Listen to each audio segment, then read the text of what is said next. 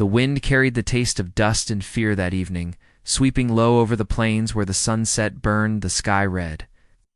The sound of hooves echoed far off, steady and relentless, as if the earth itself was warning of something coming. By the time the first rider appeared over the ridge, the air had gone still, like the land was holding its breath. He came fast, the kind of fast that meant he wasn't chasing something, he was running from it. Behind him, a storm of riders followed, their silhouettes fierce against the dying light. The woman stumbled down the rocky trail, clutching her torn shawl against the cold air. She had been walking for hours. Maybe days, it was hard to tell anymore. Every breath came sharp and heavy. She had thought she could make it to the river before nightfall, but the desert was not merciful. When she heard the distant thunder of hooves, she froze. Her first thought was to hide, but there was no place to hide in the open canyon. The sound grew louder. She turned, squinting through the dust, and saw him. He rode a tall black horse, bare-chested beneath a band of leather and bone. His hair, dark and wild, whipped around his face as he reined the horse to a stop just a few paces away. His eyes caught the last of the sunlight, sharp, unreadable, yet burning with a kind of calm power that made her forget to breathe. For a long moment, neither spoke. The only sound was the wind tugging at the dry brush. Then he dismounted. He moved with quiet strength, like the earth bent slightly under his steps. His gaze flicked to the horizon where distant riders, white men in dust-covered coats, were still too far to be seen clearly. He looked back at her and his voice came low and steady, carrying a weight she couldn't place. "They are hunting you," he said, "and me." She didn't answer. Her throat was dry, her heart pounding so hard she could hear it in her ears. She didn't know who he was, only that the sight of him stirred something between fear and strange relief. He walked closer, his presence unsettling yet magnetic. The smell of horse and smoke clung to him, mixed with the sharp scent of desert sage. He stopped only a few steps away and spoke again, slower this time. "If they find you alone, they will take you. If they find you with me, they will think you belong to me." She frowned, confused. Why would that matter? His gaze held hers, unflinching, because they fear the Apache more than they respect a woman. The wind shifted, and in that silence, she could hear the distant echo of the approaching men. Ow. She looked over her shoulder. The dust cloud was closer now. She could feel time slipping away. He stepped nearer, his tone firm, leaving no room for argument. "Say I'm your husband." She stared at him, unsure if she had heard right. "What?" "Say it," he repeated, his jaw tightening. Ow. There was no time to think. The riders were almost upon them. Her lips parted, but before she could speak, a gunshot cracked the air. She flinched, dropping to the ground as the warrior turned sharply, his hand moving to the knife at his waist. The bullet struck a rock behind them, spraying dust. Within seconds, the group of men came into view, 6, maybe 7, all armed, their eyes hungry with power and greed. They reined in their horses, the latter a man with a gray beard and a shotgun resting across his saddle, eyeing the woman first, then the Apache. Well, the man drawled, his voice dripping with mock civility. "We've been tracking a woman out here. Guess we found her." His eyes narrowed at the warrior. "Didn't figure she'd have company." The Apache said nothing. He stood tall, unmoving, his hand resting lightly on the hilt of his blade. The gray-bearded man tilted his head. "She yours?" The warrior's answer came like a storm breaking the heat. The men laughed, loud and harsh. The woman's stomach turned, her hands trembling against the dirt. She felt the weight of all their eyes on her, waiting for her to deny it. But when she looked up at the Apache, something in his calm steadiness held her still.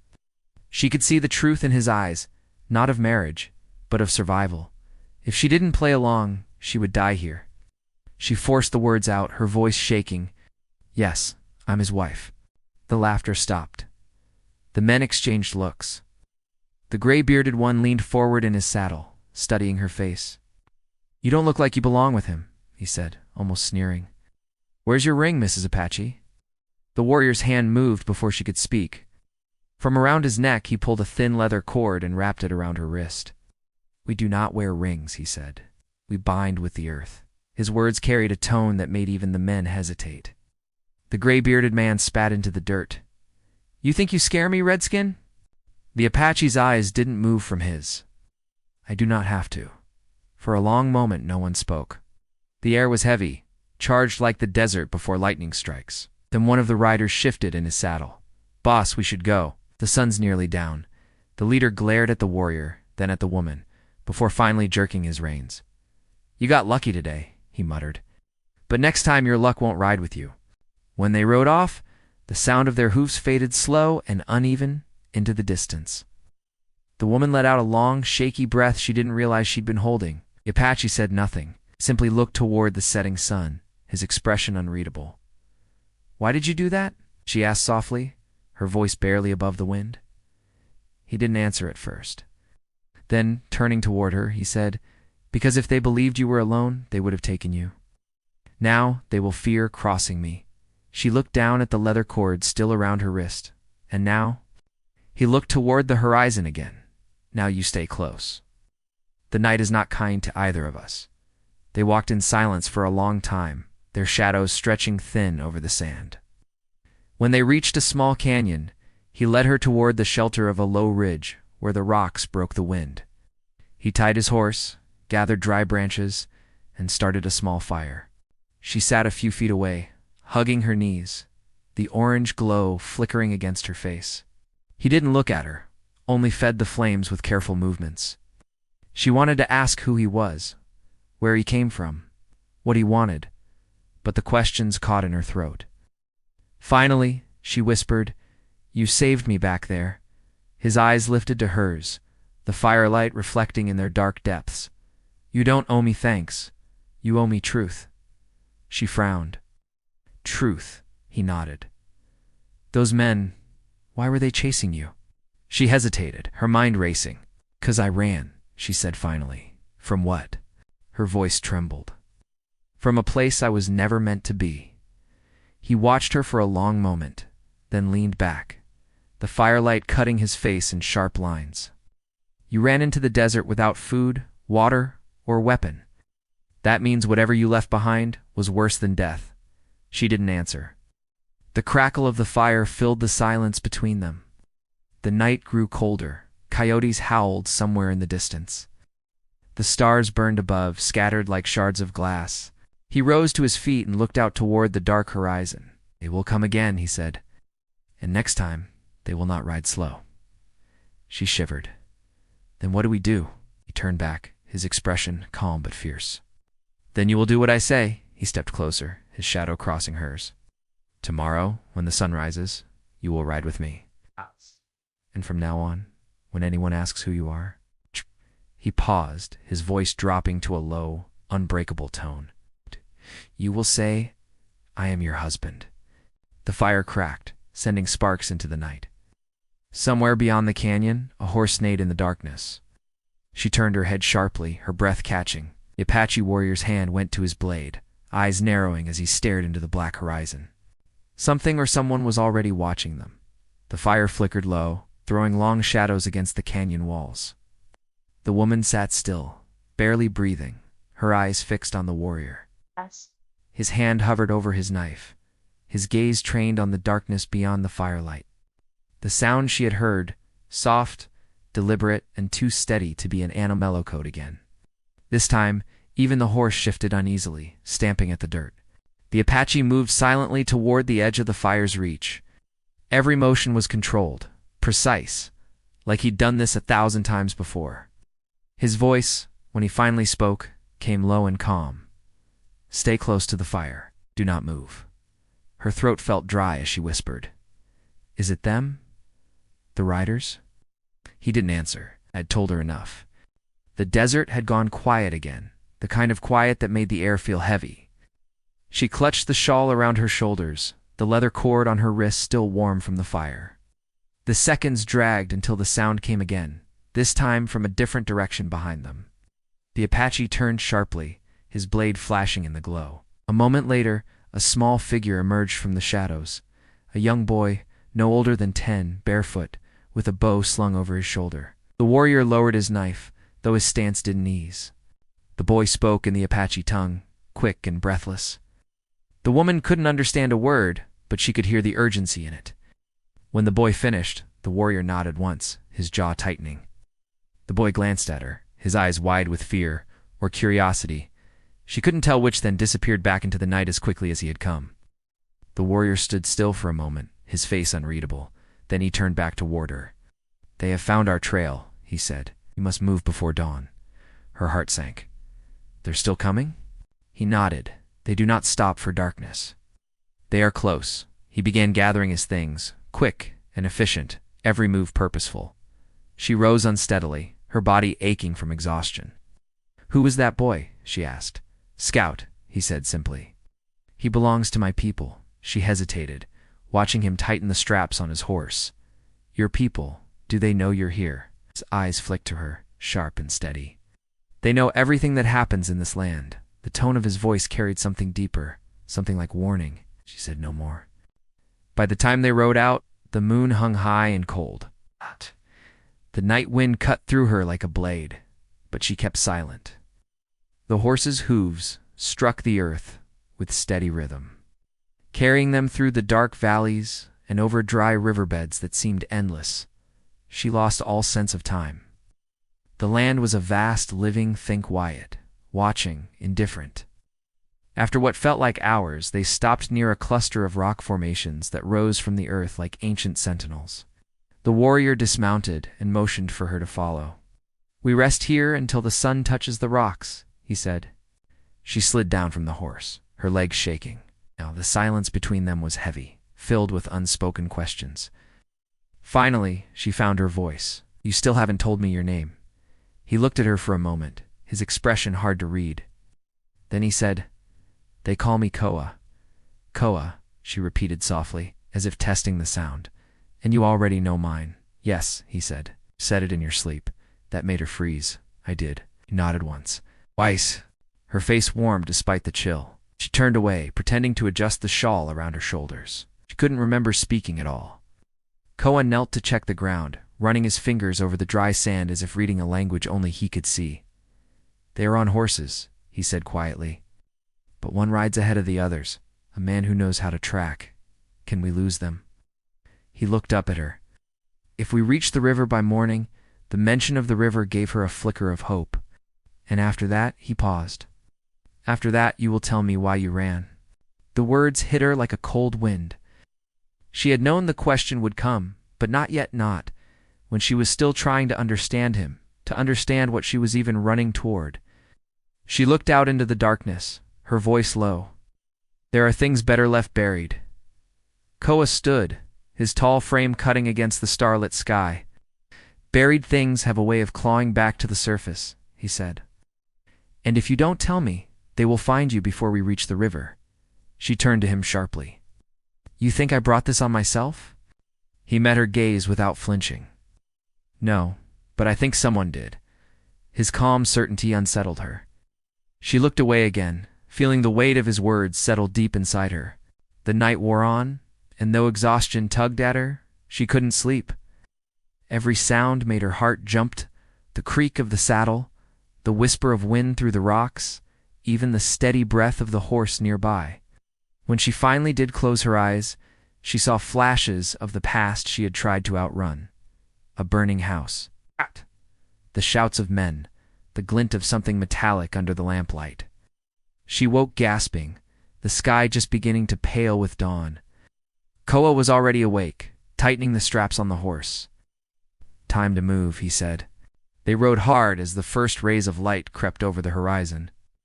The land changed slowly from rocky slopes to open plains where the tall grass shimmered gold under the sun. In the distance, she could just make out the faint silver line of water, the river. But something in Koa's posture told her the danger wasn't behind them.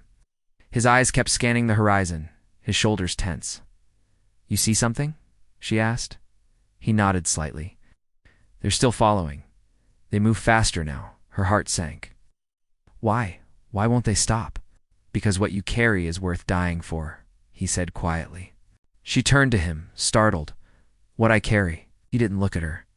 "You have something they want? It is the only reason men ride this far into Apache land?" Her lips parted, but no words came. She wanted to deny it, to say he was wrong, but the truth sat heavy in her chest. Her hand went instinctively to the inside of her coat, to the small cloth bundle she had hidden there since the night she ran. Koa saw the movement. His gaze flicked to the bundle, then back to her eyes. "Whatever it is," he said, "you cannot keep it secret forever." She looked away, clutching it tighter. He wouldn't understand. He gave a faint, humorless smile. "I understand more than you think." By midday, the sun was merciless. The heat shimmered over the plains, and the river seemed no closer. When they finally stopped to rest under a patch of mesquite trees, she slid from the saddle, her whole body trembling. Koa handed her a small pouch of water, his tone softer now. "Drink slow. There is still far to go." She took a sip, watching him from the corner of her eye. For a man who spoke little, every word he said carried weight. He wasn't like the men she had known, loud, cruel, careless. There was strength in his silence, something she didn't know how to read. After a while, she said quietly, "You could have left me there." "Back in the canyon?" He looked at her. "I could have." "Then why didn't you?" He paused. "Because I saw someone who had already been taken once. I do not leave prisoners behind." She didn't know how to answer that. The wind picked up, stirring the grass around them. Somewhere in the distance, a hawk cried. The sound carried long and lonely across the land. Koa rose suddenly, his expression sharp. "They are close," he said. "It's too close." Before she could ask, he grabbed the reins and helped her onto the horse. "Hold tight," he said, his voice firm, stopping until we reached the river. The horse surged forward, hooves pounding against the dry ground. She held on tightly, her heart racing. Behind them, faint but certain, came the echo of other riders. Dust rose on the horizon, men closing in. Koa guided the horse through the narrow gullies, across jagged rocks, and down toward the glimmer of water in the distance. Bullets struck the earth behind them, sending up sprays of dirt. She ducked low, gripping the saddle. When they finally reached the riverbank, Koa pulled hard on the reins. "Into the water," he ordered. "It will hide our tracks."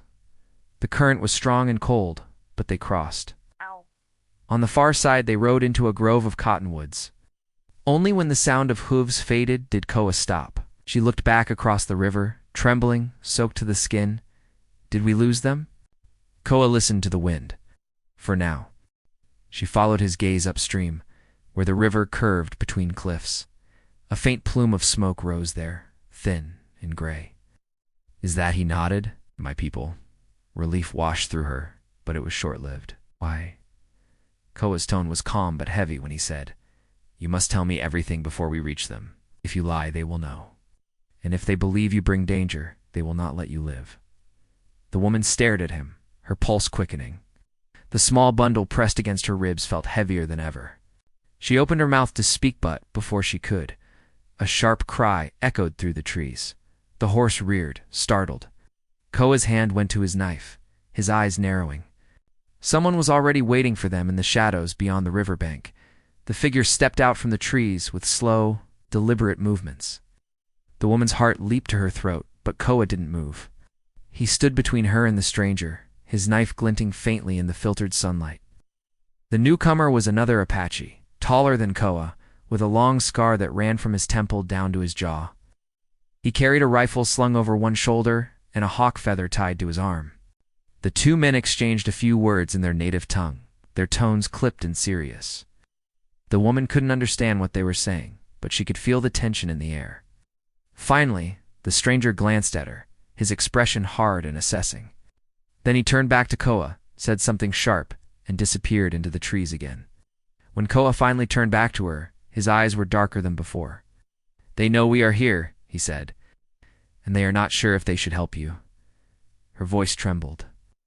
"Why? I haven't done anything." He looked at her quietly for a moment.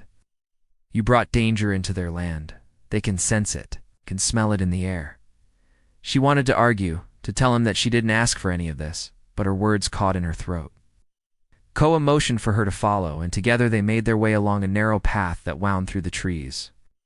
The sound of the river faded behind them. Ahead, the land opened into a small valley where smoke curled from several fires.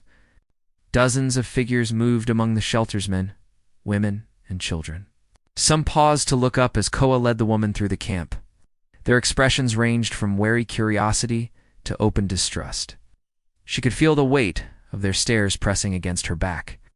An older woman stepped forward from one of the shelters, her face lined with years and wisdom.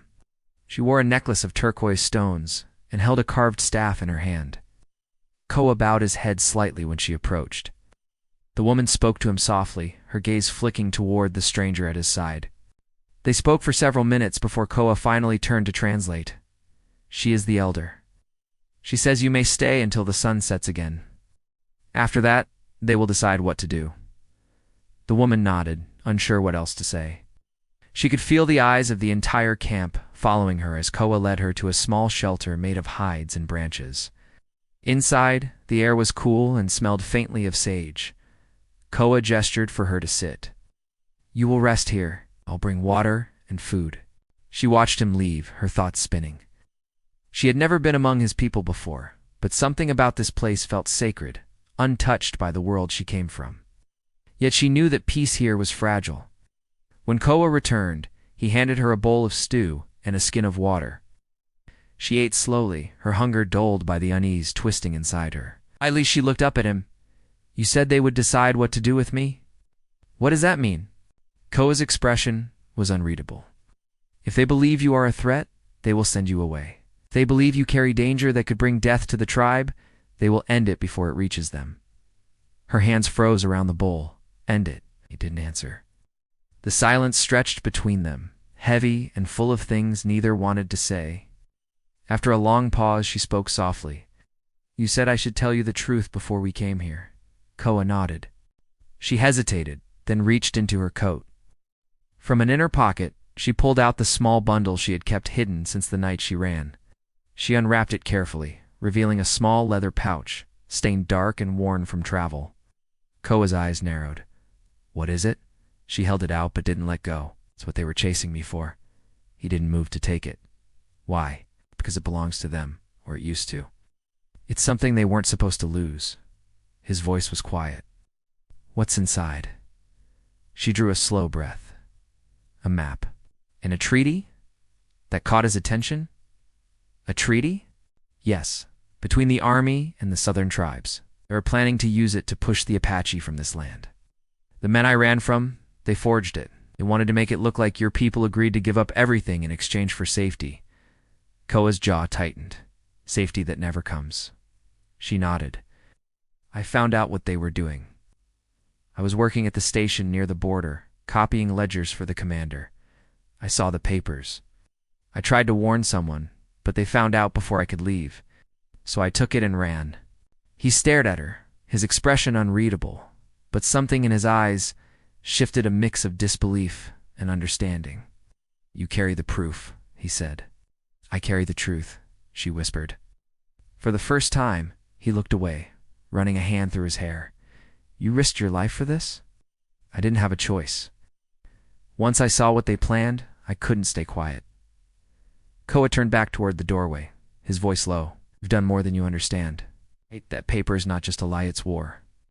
Outside, a child's laughter broke the tension for a moment, light and fleeting. But inside, the air felt thick. She set the pouch down on the ground between them. If I give it to your people, will they help me? Koa's gaze stayed fixed on the fire pit. Help comes with trust. Trust takes time. She looked down, her hands trembling slightly. I don't have time. He met her eyes again. Then you must earn it fast. Later that evening, the elder returned. She entered the shelter quietly, her sharp eyes moving from the woman to the pouch on the ground. Koa spoke with her again in the Apache tongue, his tone respectful but tense. The elder listened, then picked up the pouch and studied it without opening it. After a long moment, she spoke a few words and left. Koa's face was unreadable when he turned back to her. She will show it to the council at dawn. Until then, no one is to see it. You will stay here, and you will not leave the camp. The woman nodded, though unease twisted inside her. She couldn't shake the feeling that something was about to happen. That night, the camp was alive with murmurs. Fires burned low, and men gathered in small groups speaking quietly. From inside the shelter, she could hear their voices rise and fall like the wind through dry grass. Koa sat at the entrance, his knife resting across his knees. Do they believe me? She asked finally. They believe you bring danger, he said. They are not yet sure whose kind.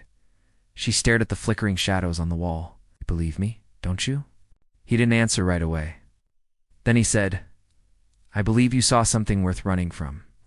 Whether the rest is truth, time will tell." His words weren't comforting, but somehow they felt honest. Before dawn, she woke to distant voices and the sound of hooves. Koa was already gone. She stepped out of the shelter and froze. At the edge of the valley, torches burned in the darkness. The riders had found them. Panic rippled through the camp as warriors ran to their posts. Koa appeared through the smoke, his face grim. "They came faster than I thought," he said. "Someone told them where to find us." Her heart pounded. "Someone from here," he nodded. "There is a spy among us." The elder approached, her staff in hand, the pouch now tied to her belt. She handed it to Koa and said something urgent in Apache. He looked at the woman. "She says you must go. If they find you here, they will burn everything." She shook her head. "I can't. If they get this back, all of this will mean nothing." Koa's eyes burned with fierce intensity. "You will not help my people by dying here."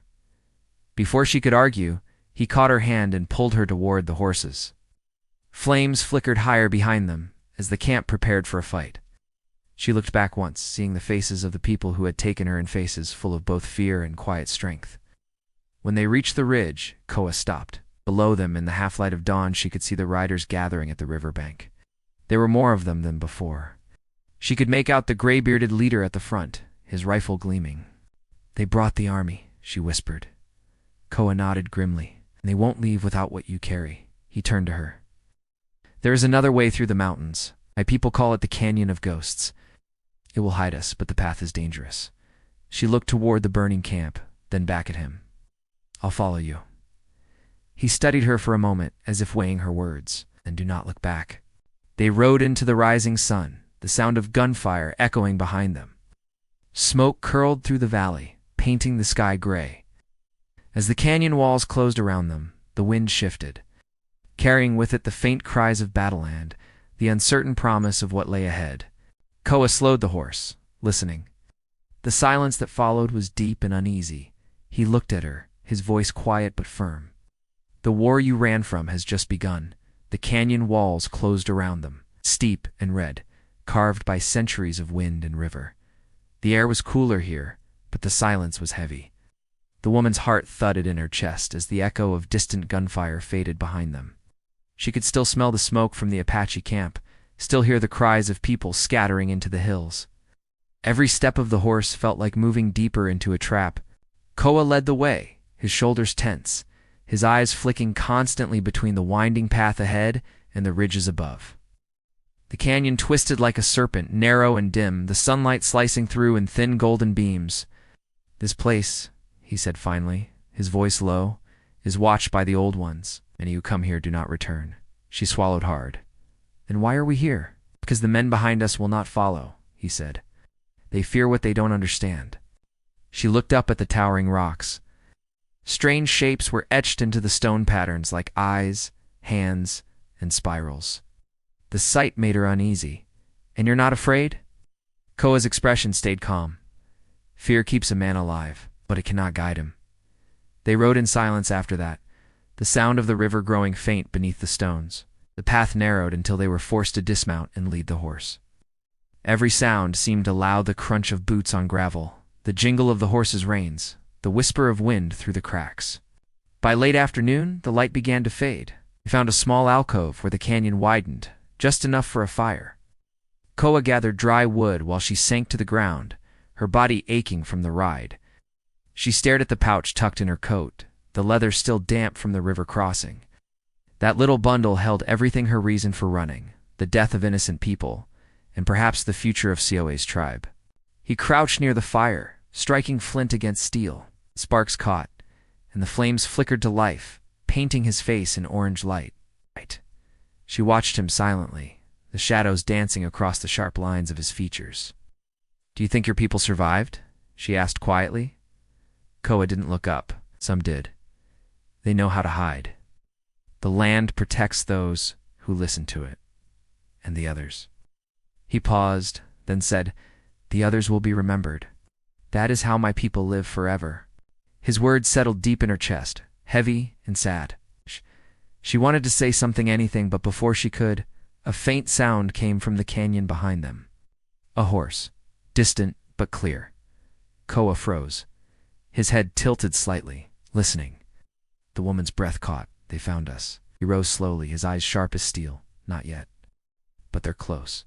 He kicked out the fire with one swift motion, plunging them into shadow. The smoke vanished into the canyon walls. We move, he said. They walk through the dark, the only light coming from the stars above, tiny and cold, through the cracks of the canyon roof. The ground sloped upward, and soon the sound of the river returned, faint and echoing. After what felt like hours, Koa stopped suddenly, raising his hand. She froze behind him. He pointed to a ledge above. A faint glimmer of metal caught the starlight, a rifle barrel. Before either could react, a shot rang out. The bullet struck the rock near Koa's shoulder, showering them with dust. He grabbed her arm and pulled her behind a boulder. Another shot followed, closer this time. They're ahead of us, he said through clenched teeth. They came through the northern pass. Her heart pounded. Then what do we do? He looked around, eyes scanning the shadows. There's a narrow path to the left. Stay behind me and move when I say. He darted out from behind the rock, crouching low, moving fast and silent. She followed, her legs trembling, her breath short. Slits cracked through the canyon, the sound bouncing from wall to wall. She slipped once, catching herself on the rough stone, her palms stinging. They rounded a bend and stopped near a small cave half hidden by brush. Koa pushed her inside first, then crawled in after her. The space was cramped and cold, but safe for the moment. The woman pressed her back against the wall, trying to steady her breathing. Outside, voices echoed faintly in the distance, men shouting orders, horses snorting, boots crunching on stone. Koa peered through the narrow opening, his knife still in hand. "I don't know exactly where we are," he whispered, "but they will soon." She swallowed hard. "How many?" "More than I can fight," he said quietly. She hesitated, then reached into her coat and pulled out the pouch. "If I give it to them, maybe they'll stop." Koa turned sharply. "You would hand them the lie that could destroy my people." Her voice broke. "If it means saving lives, yours mine." He cut her off, his tone hard. "It would only buy time. They would take it, and then they would kill us anyway. You know that." She looked down, her hands trembling. "Then what's the point of running? We can't outrun them forever." Koa stared at her for a moment.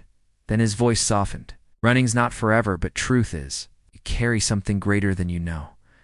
The words hung in the air, heavy with meaning. The sound of footsteps drew closer. They both froze. Shadows moved outside the cave, 3 men, rifles raised, their lanterns casting long, shaking beams of light on the canyon walls. Koa reached slowly for his bow, nocked an arrow, and waited. The woman's breath came shallow and uneven. One of the men stopped near the entrance, scanning the rocks. The light from his lantern swept across the brush, then stopped. Koa fired. The arrow struck with a dull thud, and the man fell without a sound. The other 2 shouted, rushing forward, their gunfire exploding in the still night. Koa pushed her flat to the ground as bullets tore through the brush. He grabbed his knife and moved with a speed she could barely follow. The fight outside was fast, brutal, and short. When it was over, the canyon was silent again. Koa returned, his breathing heavy, his arm bleeding from a deep graze. She rushed to him. "You're hurt. It will heal," he said, brushing her hand away. "We need to move before the others find their bodies." She helped him wrap the wound with a strip of cloth torn from her shawl. He didn't protest this time. When she finished, he looked at her, the faintest flicker of something trust, maybe passing through his eyes. They left the cave before dawn, following the river deeper into the canyon. The light slowly returned, pale and uncertain. The path grew steeper, the rocks jagged underfoot. By midday, they reached a high plateau overlooking the valley below. From here, the desert stretched wide and endless. But what caught her eye was the dust rising in the distance, more riders, moving fast. Koa saw it too. "They don't stop," he said bitterly. "They want what you have more than they want their own lives." The woman's mind raced. "If they catch us here, there's nowhere to run." He looked toward the distant ridges. "There's one place left. Beyond that mountain lies the sacred canyon. My people say it's where the spirits sleep. No white man dares cross it, and if we do, then we will find either freedom or death," he said simply. They rode hard through the afternoon, the horse panting beneath them. Sun burned hot and merciless, the land shimmering with heat. The wind picked up, carrying the faint echo of gunfire once again. By late evening, the mountain loomed ahead, a jagged wall of stone and shadow. The path wound upward, through narrow passes and loose gravel. The horse struggled for footing. Twice they nearly slipped. At last, as the sun dipped low, they reached a ridge overlooking the sacred canyon. The view stole her breath. The land below was vast and otherworldly, carved in deep red and gold, dotted with ancient ruins half buried in the sand. A sense of quiet power hung in the air. Koa dismounted, his eyes scanning the horizon. "They're close," he said. "We make our stand here." The woman stared at him. "Shh, you can't fight them all." He turned to her, his expression calm, resolute. "Then I will fight until there is no fight left in me." She shook her head. "There has to be another way." "There is always another way," he said, his voice softening. "But sometimes it's not the one we want." The wind rose, swirling dust around them. In the distance, the sound of hooves grew louder. The riders were coming, the sun behind them casting long shadows across the sand. The woman clutched the pouch to her chest. Her hand shook, but her eyes burned with determination. "If this is where it ends," she said quietly, "then they'll have to go through both of us." Koa looked at her, his expression unreadable for a long moment. Then he nodded. "Then you are truly my wife now," he said. She didn't know if he meant it as protection or something deeper. The first rider appeared over the ridge, then another, then dozens. The gray-bearded leader was among them, his rifle raised, his voice echoing through the canyon. "Hand it over," he shouted, "and maybe we'll let you live." Koa stepped forward, bow in hand. "You lie," he called back. "You kill everything you touch." The man smiled coldly. "Then we'll start with her." Koa's eyes hardened. "You'll die before you reach her." The air went still. The sun burned low behind them, turning the sky blood red. Then all at once the riders charged. The woman's breath caught as Koa raised his bow. The first arrow loosed into the storm of dust and sound. The clash of gunfire and shouting filled the canyon. She pressed herself against the rocks, clutching the pouch, watching as Koa stood firm against the oncoming tide. Smoke filled the air. Horses screamed. The ground trembled. The woman could barely see through the chaos, but she knew this moment, this impossible stand would decide everything. The treaty, the truth, their lives. And as the dust closed around them, she saw Koa turn once, his eyes meeting hers. "Run," he said. But she didn't move. The sound of the charge tore through the canyon like thunder. Dust rose around them in thick clouds, hiding shapes that moved and shouted and fell. The woman couldn't tell where the bullets were coming from any more, only that they were close, and the noise felt endless. Koa stood his ground, firing until his arrows were gone, then switching to the rifle he had taken from one of the fallen soldiers. His movements were sharp and steady, every breath measured. He fought like the land itself had taught him. The woman ducked behind the rocks, clutching the pouch that had caused so much pain. Inside was not gold or silver, not anything that could make a man rich. It was a treaty, signed and sealed, promising safety for Koa's people. But it was written with deceit. If handed over, it would mean their lands gone forever, their way of life erased. She had once believed the paper was a promise of peace. Now she understood it was nothing but a lie dressed as law. The cries of men echoed as the battle raged below the ridge. Koa fought fiercely, but the riders kept coming. Smoke burned her throat. Her heart pounded so hard she could barely breathe. She thought of running like he had told her, but something rooted her to that ground. Maybe it was fear. Maybe it was love. Or maybe she knew that if she left now, all of this, the fight, the sacrifice, would be for nothing. The leader's voice cut through the chaos, angry and cold. "End this, warrior. Give her up and live." Koa raised his head. "A man who gives up what he loves does not live. He only breathes." The man shouted an order, and gunfire burst again. Koa dove for cover, rolling across the sand. She cried out as a bullet struck the rock beside her, sending shards across her face. Her eyes stung with tears. The world was noise and dust and fear.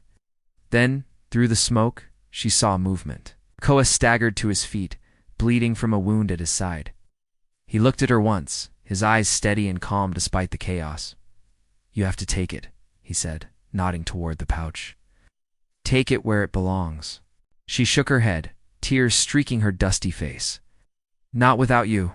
You must," he said. "The truth cannot die here." Before she could answer, another shot rang out, and Koa fell to one knee. She screamed his name, but he motioned for her to stay down.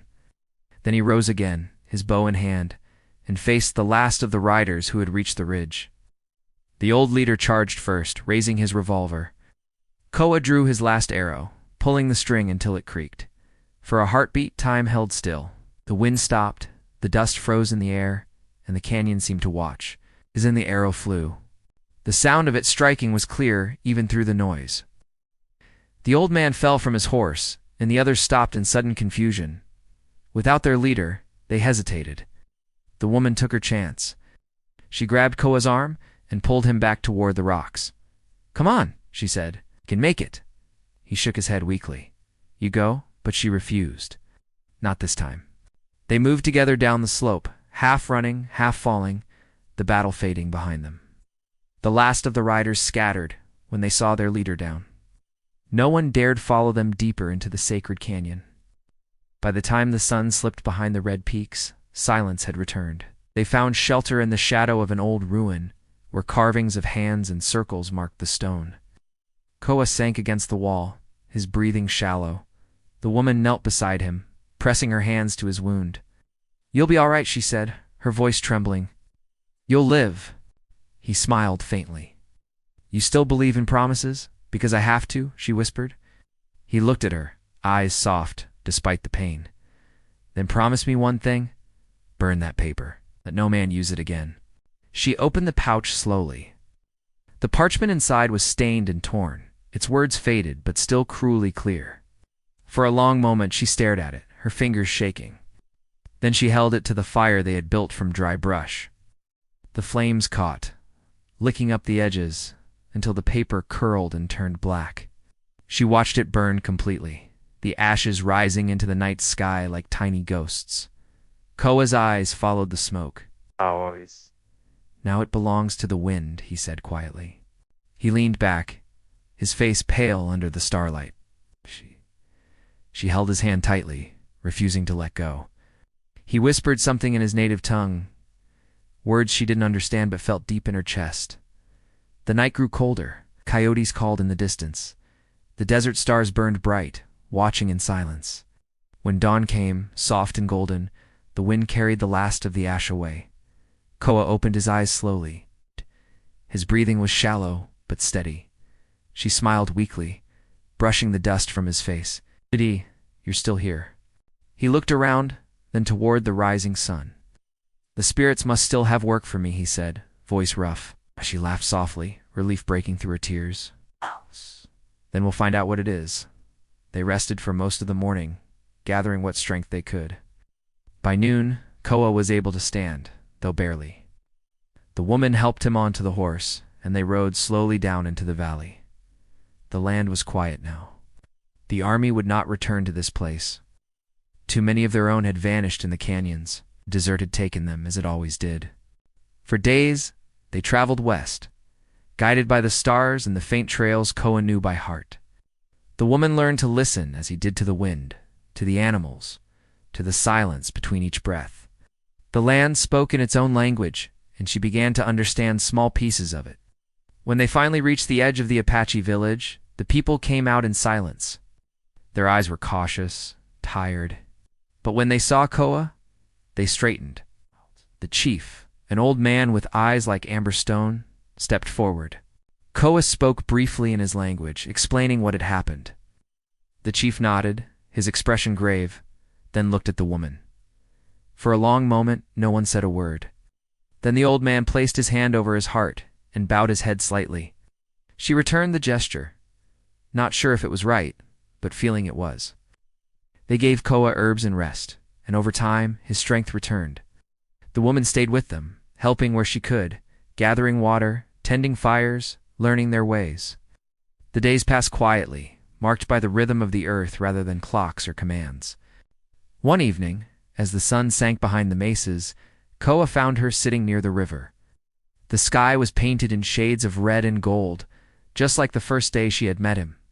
He sat beside her, silent for a while. "The world will come looking again," she said softly. "They always do," he nodded. "Then we'll be ready." The truth burns slower than lies, but it lasts longer. She smiled faintly. "Do you ever wonder what would have happened if I hadn't stopped you that day?" He looked at her, the corner of his mouth lifting. "You would have gone your way. I would have gone mine. And the world would be emptier for it." The wind moved gently through the grass, carrying the scent of rain from far away. She looked out over the valley, feeling something she hadn't in a long time. Peace. The pain, the running, the fear, it had led her here, to something real. Koa reached into his pouch and pulled out a small stone carved with the same spiral symbol from the canyon walls. He placed it in her hand. "This means the path that never ends," he said. "No matter how far you go, you are part of it." She closed her fingers around it. "Then I'll never be lost." They sat in silence as the light faded, the sky turning to deep blue. Far away, thunder rolled softly, promising rain for the dry land. The sound was both distant and near, like a heartbeat under the earth. Years later, travelers passing through that land spoke of a small settlement by the red cliffs, where an Apache warrior and a woman once made their home. They said the land there was quiet, untouched by war, that the wind carried songs at night, songs of freedom and love and courage. No one could say for certain if the stories were true, but in the desert, where the stars burned bright and the earth remembered everything, there were still faint marks on the stone spirals and handprints that time could not erase. And sometimes, when the wind blew just right, it carried a whisper that seemed to say, "Say I'm your husband," followed by the laughter of a woman who had finally found where she belonged.